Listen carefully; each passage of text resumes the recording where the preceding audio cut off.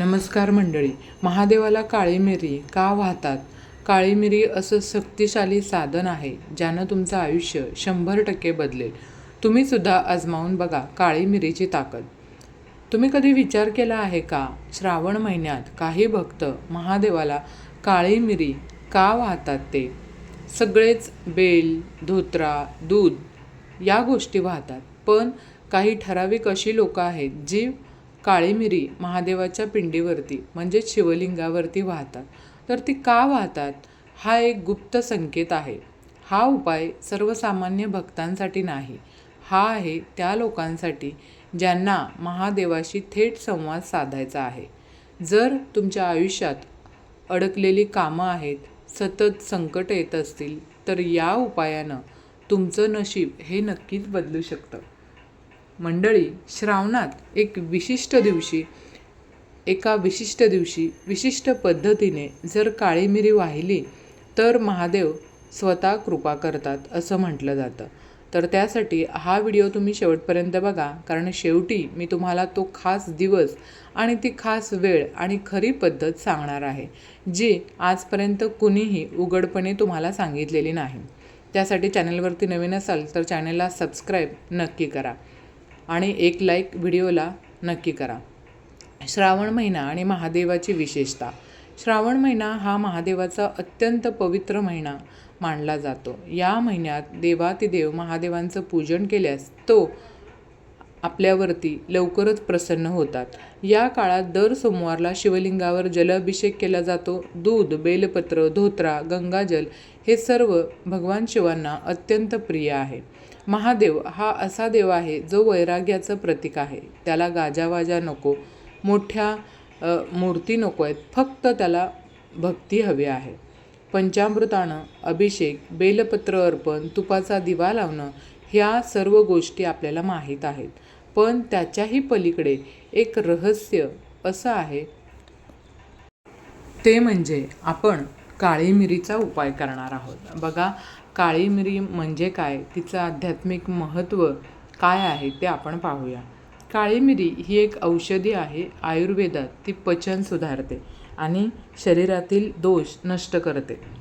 तसंच आध्यात्मिक दृष्टिकोनातून काळी मिरी ही तामसिक शक्तींना नियंत्रित करणारी शक्ती आहे. काळी मिरी उष्ण आहे आणि शरीराच्या ऊर्जेला ती जागृत करते. तर योगी लोक ध्यान करताना काही वेळा बघा काळी मिरी सेवन करतात. यामुळं काय होतं तर एकाग्रता वाढते आणि नकारात्मक ऊर्जा त्यांच्यापासून दूर राहते. शिव म्हणजे नाशक, तो तामसिक गोष्टींचा नाश करणारा, म्हणून काळी मिरी ही त्याला वाहण्यामागेचा अर्थ आहे. तसंच महादेव आणि काळी मिरी या जोडणीमागचं रहस्य म्हणजेच सगळेच गोड, थंड, शांत वस्तू देवाला वाहत असतात. पण महादेवांना काळी मिरी का वाहतात हो? तर बघा, महादेव हा भीषण, महाकाल, तामस, भस्म, अघोरी, तांडव यांचा तो अधिपती आहेत. महादेव त्यांना जे साधारण देव स्वीकारत नाहीत ते प्रिय आहे, म्हणजेच धोत्रा, भस्म, बेल आणि काळी मिरी. काळी मिरी ही घरातील तामसिक शक्ती दूर करण्यासाठी जास्तीत जास्त वापरली जाते. बघा, ती शिवलिंगावर वाहिल्यानं महादेव त्या शक्तींचा, वाईट शक्ती ज्या असतील त्यांचा नाश करतात. आणि काळ्या मिरीच्या उपायामुळं कोणते बदल घडून येतात आपल्या आयुष्यामध्ये? तर बघा, यामुळं धनप्राप्ती होते, थांबलेली कामं सुरू होतात, कोर्ट कचऱ्या किंवा शत्रुबाधा दूर होते आणि आपल्याला मानसिक शांततासुद्धा मिळते. तसंच नकारात्मक स्वप्न थांबवतात, भूतबाधा दूर होते, विवाहात येणारे अडथळे दूर होतात. हा उपाय श्रद्धा आणि संयमानं केला ना तर याचं फळ हे निश्चित मिळतं. आता आपण पाहूया की कोणत्या दिवशी आणि कशा पद्धतीने ही काळी मिरी आपल्याला व्हायची आहे. यासाठी एक गुप्त तंत्र आहे. श्रावण सोमवार, सर्वोत्तम श्रावण शुक्ल द्वितीया, पंचमी, अष्टमी, त्रयोदशी हे दिवसही शुभ आहेत. सूर्योदयाच्या आधी काळी मिरी 7, 9 किंवा 11 घ्या आणि ते एका कपड्यामध्ये गुंडाळा आणि शिवलिंगावर ठेवताना तुम्हाला हा मंत्र म्हणायचा आहे: ओम नमः शिवाय, कालरूपाय, मृडाय नमः. असं मंत्र म्हणायचं आहे आणि मग शांतपणे नमस्कार करून परत मिरी वाहताना आपल्याला कोणत्या चुका आहेत त्या टाळायच्या आहेत त्या बघा. मिरी जी वाहणार आहोत ती तुटलेली फुटलेली नसावी. तसंच ती पूजा करताना तुम्ही मोबाईल वापरायचा नाही, अखंड मिरी व्हायची आहे. तसंच दुसऱ्यांसाठी तुम्ही मिरी वाहू नका. पूजा करताना गप्पा मारू नका. स्त्रिया मासिक धर्माच्या काळामध्ये हा उपाय करू शकत नाहीत. पौराणिक संदर्भ मार्कंडेय ऋषी आणि काळी मिरी यांचा काय आहे ते पाहूया. मार्कंडेय ऋषींच्या मृत्यूचा दिवस आला होता, पण त्यांनी एका विशिष्ट पूजा पद्धतीत काळी मिरी वापरली आणि यमराज स्वतः मागे हटले. त्यामुळं महादेव प्रसन्न झाले आणि त्यांना अमरत्व दिलं. आजही या गोष्टीचा संदर्भ नाथपंथामध्ये आपल्याला मिळतो बघा. काळी मिरीचे वैज्ञानिक आणि आध्यात्मिक फायदे काय आहेत ते सुद्धा आपण या ठिकाणी जाणून घेणार आहोत. शरीरामधील वात, कफ दोष काळी मिरी दूर करते. तसंच शरीरामधली निगेटिव्ह एनर्जीसुद्धा दूर करते. घरात शांतता आणते आणि आपलं तिसरा डोळा जागृत करण्यास मदत करते. उग्र शक्तीपासून संरक्षण मिळतं. स्त्रियांनी काळी मिरी वाहू शकतात का स्त्रिया? तर हो. याचं उत्तर हो आहे.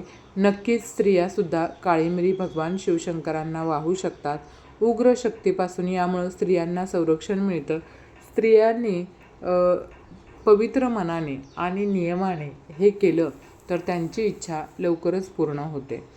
तर त्यासाठी तुम्हाला काळ्या कपड्याऐवजी साधा पोशाख तुम्हाला परिधान करायचा आहे. तसंच स्त्रियांनी मासिक पाळीच्या काळात करणं हा उपाय टाळावा. स्त्रियांनी केलेला उपाय संपूर्ण कुटुंबासाठी फलदायी ठरतो. आता आपण पाहणार आहोत राशीनुसार काळी मिरीचा उपयोग. मेष, सिंह, धनु या राशींनी 9 मिरी, वृषभ, कन्या, मकर या राशींनी 7 मिरी आणि काळे तीळ व्हायचे आहेत.